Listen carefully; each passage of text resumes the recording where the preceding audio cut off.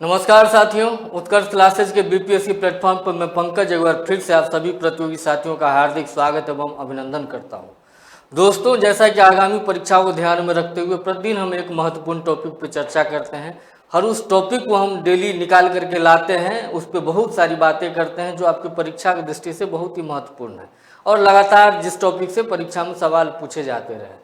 तो दोस्तों, मैंने अपने पिछले सेशन में होम रूल लीग आंदोलन के संदर्भ में अगर बिहार की परिप्रेक्ष्य की बात करें तो बहुत ही विस्तार से चर्चा किया हुआ है। आज हम राष्ट्रीय परिप्रेक्ष्य में होम रूल लीग आंदोलन पे बहुत ही विस्तार से चर्चा करेंगे। हर उन बारीक चीज़ों को जानने का प्रयास करेंगे जहां से परीक्षा में सवाल बन सकते हैं। ठीक है, तो आप पूरे सेशन को बिना स्किप किए अंत तक देखिए। अगर आपने इस सेशन को बिना स्किप किए अंत तक देख लिया तो यह मेरा आश्वासन है आपको कि अगर परीक्षा में सवाल पूछे जाएंगे इस टॉपिक से तो वो आज के इस सेशन से बाहर नहीं होंगे। दोस्तों, आज जो हम चर्चा करने वाले हैं यह टॉपिक है होम रूल लीग आंदोलन। ठीक है ना। होम रूल लीग आंदोलन की अगर बात करें, होम रूल मतलब क्या? स्वशासन।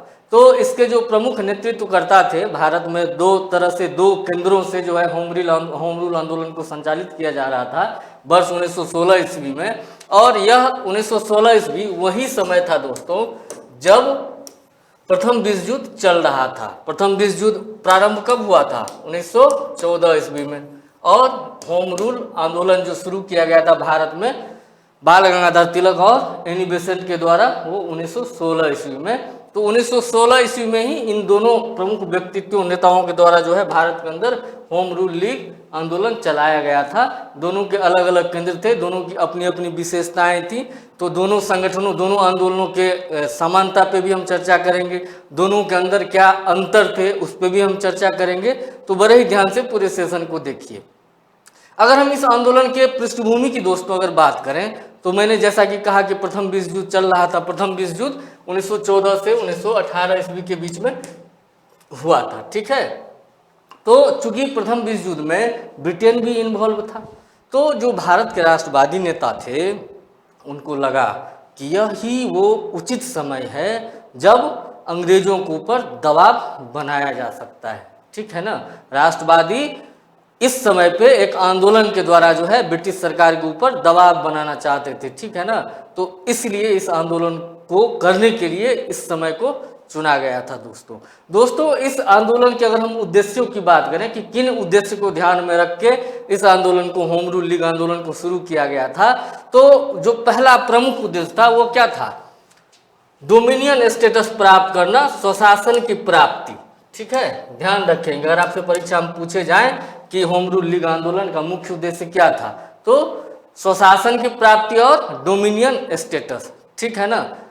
लोकमान्य तिलक ने जो है दोस्तों इसी समय, बाल गंगाधर तिलक जी ने जो है स्वराज मेरा जन्म सिद्ध अधिकार है और मैं इसे लेकर रहूंगा, इस आंदोलन के दौरान जो है उद्घोष किया था। हालांकि पहली बार इस नारे का उद्घोष 1906 ईस्वी में कलकत्ता अधिवेशन के दौरान जो है किया गया था दोस्तों। ठीक है ना, इसे ध्यान रखेंगे। इस आंदोलन की प्रेरणा की अगर बात करें कि आखिर इस तरह का कॉन्सेप्ट कहाँ से जो है भारतीय राष्ट्रवादी नेताओं के मन में आया। ठीक है, तो आयरलैंड में होम रूल लीग आंदोलन चल रहा था। कहाँ पे? आयरलैंड में। जिसका नेतृत्व कौन कर रहे थे? रेडमंड।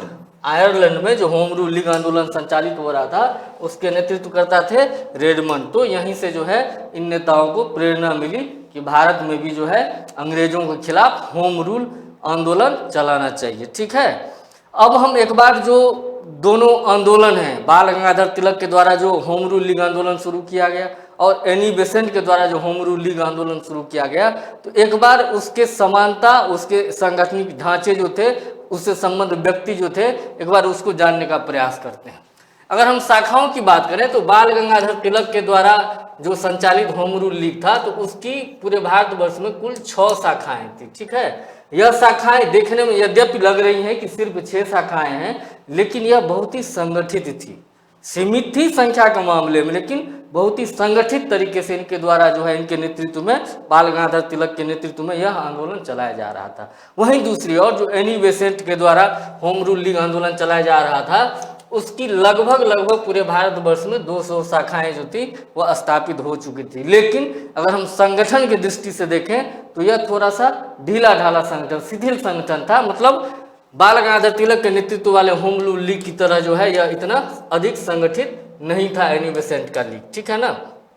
उसके बाद हम बात करते हैं उन समाचार पत्रों की जिसके माध्यम से जो है इस आंदोलन का प्रचार प्रसार किया गया था। तो बाल गंगाधर तिलक के द्वारा प्रकाशित 2 समाचार पत्र पत्रिका थी। एक थी मराठा जो अंग्रेजी भाषा में प्रकाशित होती थी और दूसरी थी केसरी जो मराठी भाषा में प्रकाशित होती थी। ध्यान रखेंगे, यहाँ कंफ्यूजन नहीं रखना है। परीक्षा में बहुत बार यह सवाल पूछे जाते हैं कि मराठा जो प्रकाशित किया जाता था बाल गंगाधर तिलक के द्वारा, इसकी भाषा क्या थी, तो अंग्रेजी थी। और केसरी जो प्रकाशित किया जाता था तिलक जी के द्वारा, इसकी भाषा क्या थी, तो मराठी थी। इसे ध्यान रखेंगे। तो ये प्रचार का माध्यम बने थे। वहीं दूसरी ओर जो एनी बेसेंट का लीग था उसका जो प्रचार का माध्यम था वो था न्यू इंडिया और कॉमनवेल्थ नामक पत्रिका, ठीक है। न्यू इंडिया और कॉमनवेल्थ नामक पत्रिका, और इसकी विशेषता क्या थी कि ये दोनों ही पत्रिका जो एनी बेसेंट के द्वारा प्रकाशित की जाती थी वह अंग्रेजी भाषा में प्रकाशित होती थी। तो इसे ध्यान रखेंगे, यहाँ से सवाल पूछे जा सकते हैं। इस प्रकार एक सवाल ये भी पूछे जा सकते हैं आपसे कि न्यू इंडिया की जो है रचना किसने की, प्रकाशन किसने किया, किसने प्रकाशित किया, कॉमनवेल्थ का प्रकाशन किसके द्वारा किया गया, ठीक है ना, तो एनी बेसेंट के द्वारा किया गया। वहीं मराठा और केसरी का प्रकाशन किसके द्वारा किया गया, तो बाल गंगाधर तिलक के द्वारा किया गया। इसे ध्यान रखेंगे, निश्चित रूप से यह सवाल पूछे ही जाते हैं। अगर हम बाल गंगाधर तिलक के इस आंदोलन के दौरान प्रमुख सहयोगियों की बात करें तो उसमें 2 नाम बहुत ही महत्वपूर्ण हैं, एक जोसेफ बैप्टिस्टा और एक एनसी केलकर, ठीक है। आपसे ऑप्शन में यह पूछा जा सकता है कि निम्नलिखित में से कौन से व्यक्ति होम रूल लीग के प्रमुख नेताओं में शामिल थे या बाल गंगाधर तिलक के द्वारा संचालित किए जा रहे होम रूल लीग आंदोलन से संबंधित थे। तो जोसेफ बैप्टिस्टा और एनसी केलकर ये 2 प्रमुख ऐसे व्यक्तित्व थे जो होम रूल लीग आंदोलन जो बाल गंगाधर तिलक के द्वारा संचालित किया जा रहा था उसमें नेतृत्व अदा कर रहे थे दोस्तों, ठीक है। वहीं दूसरी ओर अगर हम एनी बेसेंट के होम रूल लीग की बात करें तो उनके प्रमुख नेताओं की अगर बात करें जो उनके प्रमुख सहयोगी थे तो उनमें प्रमुख नाम आता है जॉर्ज अरुंडेल का, सीपी रामास्वामी अय्यर का, बीपी वाडिया का, ठीक है। इस नाम को ध्यान रखेंगे, जॉर्ज अरुंडेल, बीपी वाडिया और सीपी रामास्वामी अय्यर। ये ऐसे महत्वपूर्ण नाम हैं जो एनी बेसेंट के द्वारा संचालित किए जा रहे होम रूल लीग आंदोलन का जो है प्रमुख सदस्य थे, प्रमुख नेतृत्वकर्ता, प्रमुख सहयोगी थे एनी बेसेंट के, ठीक है। जो प्रवेश के नियम थे तो वो जो बाल गंगाधर तिलक जी वाला लीग था उसमें प्रवेश के नियम अत्यंत कठोर थे और सदस्यता जो था उसके लिए बहुत ही अनुशासित रहने का जो है निर्देश था, अत्यंत कड़े नियम थे। लेकिन जो एनी बेसेंट का लीग था तो एनी बेसेंट के लीग में कोई भी बड़े आसानी से सदस्यता ले सकता था और चूंकि थियोसॉफिकल सोसाइटी से भी जुड़ी हुई थी एनी बेसेंट तो उनके उस संगठन के नेटवर्क का भी लाभ इस होम रूल लीग आंदोलन के दौरान उनको मिला था। इसका जो आधार व्यापक हुआ उसमें कहीं ना कहीं इनकी एनी बेसेंट की थियोसॉफिकल सोसाइटी से इनकी संबद्धता का इनको लाभ मिला था। इसे ध्यान रखेंगे दोस्तों, ठीक है।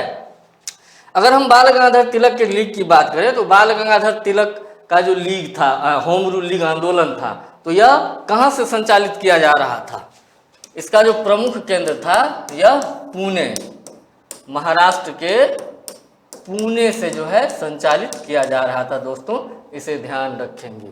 यह आंदोलन जैसे जैसे आगे बढ़ा जो है उस तरीके से धीरे धीरे जो प्रमुख भारतीय राष्ट्रवादी नेता थे वो सभी इससे जुड़ते चले गए कालांतर में, ठीक है ना। ये एनी बेसेंट वाले होम रूल लीग से इन लोगों का जुड़ाव बढ़ता चला गया जिसे all India home rule league के नाम से जाना जाता है। जो एनी बेसेंट का होम रूल लीग आंदोलन था वह all India home rule league के नाम से जाना जाता है और इसलिए यह क्लियर है कि इसकी लगभग 200 शाखाएं जो थी वह भारतवर्ष में थी, जबकि बाल गंगाधर तिलक के नेतृत्व वाली होम रूल लीग की पूरे भारतवर्ष की अगर बात करें तो सिर्फ और सिर्फ 6 शाखाएं थी दोस्तों, ठीक है।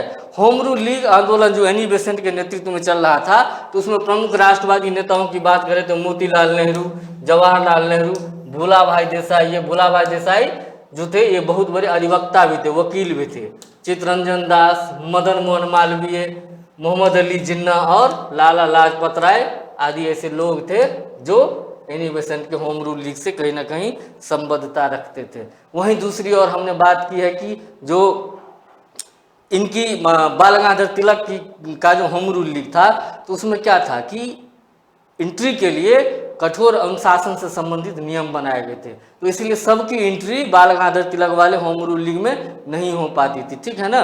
और जो गोपाल कृष्ण गोखले की संस्था सर्वेंट्स ऑफ इंडिया सोसाइटी थी, इस सर्वेंट्स ऑफ इंडिया सोसाइटी के सदस्यों को जो है लीग में प्रवेश की अनुमति नहीं दी गई थी। तो यहाँ से भी परीक्षा में आपसे सवाल पूछे जा सकते हैं, इसे ध्यान रखेंगे कि सर्वेंट्स ऑफ इंडिया सोसाइटी, जिसे गोपाल कृष्ण गोखले के द्वारा प्रारंभ किया गया था, स्थापित किया गया था, तो इनके सदस्यों को तिलक जी के होम रूल लीग में शामिल होने की अनुमति नहीं थी। लेकिन चूंकि स्थानीय स्तर पर यह आंदोलन चल रहा था, तो स्थानीय जुड़ाव के कारण जो है ये सदस्य भी अप्रत्यक्ष रूप से इससे जुड़े हुए थे और इसके लिए काम कर रहे थे दोस्तों। फिर वह घड़ी आती है जब इसका प्रभाव देश भर में बढ़ना शुरू हो गया था, ठीक है। उसके बाद वह समय आया जब एनी बेसेंट को गिरफ्तार कर लिया गया दोस्तों, ठीक है। सरकारी दमन चक्र प्रारंभ हो गया। जून 1917 ईस्वी में एनी बेसेंट को गिरफ्तार कर लिया गया। जब इसका प्रभाव बहुत अधिक बढ़ गया तो मद्रास सरकार के द्वारा जून 1917 ईस्वी में एनी बेसेंट, जॉर्ज अरुंडेल और बीपी वाडिया को जो है गिरफ्तार कर लिया गया। जब इन बड़े नेताओं की गिरफ्तारी हुई थी, जब एनी बेसेंट की, जॉर्ज अरुंडेल की और बीपी वाडिया की जब गिरफ्तारी हो गई जून 1917 में होम रूल लीग आंदोलन संचालित करने के दौरान, तो इनके विरोध में, इनके गिरफ्तारी के विरोध में पूरे भारतवर्ष में है दोस्तों राष्ट्रव्यापी विरोध प्रदर्शन भी आयोजित हुए, ठीक है। इसी दौरान जो एक महत्वपूर्ण घटना घटी वो क्या कि सर सुब्रमण्यम अय्यर ने जो है अपनी नाइटहुड की उपाधि वापस कर दी। सर सुब्रमण्यम अय्यर ने अपने नाइटहुड की उपाधि जो है वो वापस कर दी। लेकिन संवेदनशील व्यक्ति थे मदन मोहन मालवीय, सुरेंद्र नाथ बनर्जी, ठीक है। हालांकि ये नरमपंथी धड़े का नेतृत्व करते थे, नरमपंथी नेता ये थे, विचारों में नरम दल से जुड़े हुए व्यक्ति ये लोग थे। लेकिन मदन मोहन मालवीय और सुरेंद्र नाथ बनर्जी ने भी जो है इसकी व्यापकता और एनी बेसेंट की गिरफ्तारी के बाद जो है इस लीग में शामिल हो गए और अपना समर्थन इन्हें प्रदान किया। अब हम इस आंदोलन की उपलब्धि की बात करते हैं कि आखिर यह आंदोलन जो चलाया गया था 1916 में, तो इसकी प्रमुख उपलब्धियां क्या रही, ठीक है। तो सबसे पहली बात तो ये कि सरकार को झुकना पड़ा और कालांतर में सितंबर 1917 ईस्वी में एनी बेसेंट को रिहा कर दिया गया जेल से, ठीक है। कब? सितंबर 1917 ईस्वी में रिहा कर दिया गया। इसके बाद जो भारत सचिव एडविन मॉन्टेग्यू थे, इन्होंने घोषणा की सुधारों की, ठीक है। और मॉन्टेग्यू घोषणा के द्वारा जो है भारत में उत्तरदायी सरकार की स्थापना को अपना लक्ष्य घोषित किया गया, अपना बनाया गया, ठीक है। माना गया कि भारत के अंदर जो है हम उत्तरदायी सरकार की स्थापना करेंगे। यह मॉन्टेग्यू की घोषणा थी दोस्तों, ठीक है। यह एक उपलब्धि रही होम रूल आंदोलन की। इसके साथ ही होम रूल आंदोलन ने दोस्तों 1916 ईस्वी के लखनऊ समझौते की जमीन तैयार कर दी थी, ठीक है। क्यों? क्योंकि चूंकि जो एनी बेसेंट थी, जो तिलक जी थे, तो इनसे भी तो नेताओं का जुड़ाव था, ठीक है। तो इस होम रूल आंदोलन के वजह से जो है वर्ष 1916 ईस्वी में चूंकि आंदोलन चल रहा था, इसी से यही वो समय था जब यह आंदोलन चल रहा था देश भर में, तो जो कांग्रेस थी, कांग्रेस के गरम दल और नरम दल में जो विभाजन 1907 ईस्वी में कांग्रेस के सूरत अधिवेशन में हो गया था। कांग्रेस के सूरत अधिवेशन में क्या हुआ था? विभाजन हो गया था। तो इनका पुनर्मिलन जो है 1916 ईस्वी में भारतीय राष्ट्रीय कांग्रेस के लखनऊ अधिवेशन में हुआ था दोस्तों, ठीक है। इसे हम लखनऊ समझौते के नाम से भी जाने जाते हैं। यही वह समय था जब कांग्रेस और मुस्लिम लीग के बीच भी जो है आपसी समझौता हुआ था, ठीक है। यह आंदोलन जो था दोस्तों, इसने भारतीय राजनीति को कुछ चुनिंदा बुद्धिजीवियों के द्वारा, जो उनके बंगले तक सीमित थी, जो आंदोलन की बात थी, राष्ट्रीय आंदोलन की बात थी, कांग्रेस के अंदर ब्रिटिश विरोध की बात थी, उसको कमरों से निकाल करके जो है कस्बों तक पहुंचा दिया। इसे ध्यान रखेंगे। और गांव-गांव तक लोगों के अंदर जन जागरूकता, जन चेतना का विकास हुआ। और इसी ने कालांतर में, चूंकि यह 1916 की हम बात कर रहे हैं, तो यही वह परिप्रेक्ष्य था, यही वो पृष्ठभूमि थी जिसने कालांतर में आगामी समय में जो है महात्मा गांधी के द्वारा चलाए जाने वाले व्यापक आंदोलनों के लिए जो है जमीन तैयार किया था। जैसा कि महात्मा गांधी ने 1917 ईस्वी में चंपारण सत्याग्रह किया था, चंपारण सत्याग्रह किया था। यह भारत का जो है महात्मा गांधी के द्वारा भारत में संचालित किया गया सबसे पहला सफल सत्याग्रह आंदोलन था दोस्तों, इसे ध्यान रखेंगे। ठीक है, फिर धीरे धीरे क्या होता है कि यहाँ आंदोलन की लौ जो थी वो धीरे धीरे कम होने लगी, धीमी होने लगी। ठीक है, 1919 ईस्वी तक आते आते यह आंदोलन बिखर गया। अब हम इसके कारणों की बात एक बार कर लेते हैं कि आखिर क्यों इस आंदोलन की लौ धीमी पड़ गई। तो उसका प्रमुख कारण क्या था? जैसे तिलक जी थे, बाल गंगाधर तिलक जी ही तो प्रमुख नेतृत्व करता थे पुणे क्षेत्र से, जो पुणे केंद्र से जो संचालित हो रहा था होम रूल लीग। तो ये एक मानहानि के केस के मुकदमे के चलते जो है इंग्लैंड चले गए थे। ठीक है, एक बार क्या हुआ कि वैलेंटाइन सिरोल नाम के एक व्यक्ति ने, एक अंग्रेज अधिकारी ने जो है बाल गंगाधर तिलक को भारतीय अशांति का जनक कह दिया था। ठीक है, किसने? वैलेंटाइन सिरोल ने। इस वैलेंटाइन सिरोल नाम के व्यक्ति ने बाल गंगाधर तिलक को भारतीय अशांति का जनक कहा था। तो इसीलिए जो है मानहानि का केस इन्होंने दर्ज किया। तो इसी केस के सिलसिले में जो है 1918 ईस्वी में तिलक जी इंग्लैंड चले गए। तो इसलिए अब जब नेता ही इंग्लैंड चला गया तो कार्यकर्ता धीरे धीरे जो है उनकी गतिविधियां जो वो शिथिल पड़ने लग गई। तो आपसे परीक्षा में पूछा जा सकता है कि किस भारतीय राष्ट्रवादी नेता के लिए भारतीय अशांति का जनक जैसे संबोधन का उपयोग किया गया था? तो बाल गंगाधर तिलक के लिए जो है यह संबोधन था कि वो उनको वैलेंटाइन सिरोल ने कहा कि ये तिलक जी जो हैं ये भारतीय अशांति के जनक हैं। यहाँ से परीक्षा में सवाल पूछे जा सकते हैं, इसे ध्यान रखेंगे दोस्तों। ठीक है, अब बात करते हैं एनी बेसेंट के जो होम रूल लीग थी तो उसमें क्यों शिथिलता आ गई। अब मोंटेग्यू घोषणा के द्वारा सरकार ने जो है वो घोषणा कर दी कि हम भारत के अंदर एक उत्तरदायी शासन की स्थापना करेंगे। ठीक है, उत्तरदायी शासन की स्थापना का लक्ष्य जो है ब्रिटिश सरकार के द्वारा मोंटेग्यू घोषणा में कर दी गई थी। तो इसलिए जो इनका उद्देश्य था होम रूल लीग आंदोलन चलाने का, तो उसका एक उद्देश्य जो था इस उत्तरदायी शासन को लक्ष्य के रूप में ब्रिटिश सरकार के द्वारा घोषित किए जाने के बाद पूरा हो गया था। तो इससे एनी बेसेंट संतुष्ट हो गई कि हमने जिस उद्देश्य इस आंदोलन को खड़ा किया था वो तो पूरा हो रहा है। ठीक है, इसके साथ ही भारतीय राजनीति की क्षितिज पे महात्मा गांधी जैसे बड़े नेता का उदय होता है दोस्तों। और महात्मा गांधी 1917 में जब चंपारण सत्याग्रह हुआ था तो देश भर के व्यापक जननेता के रूप में वो उभर रहे थे।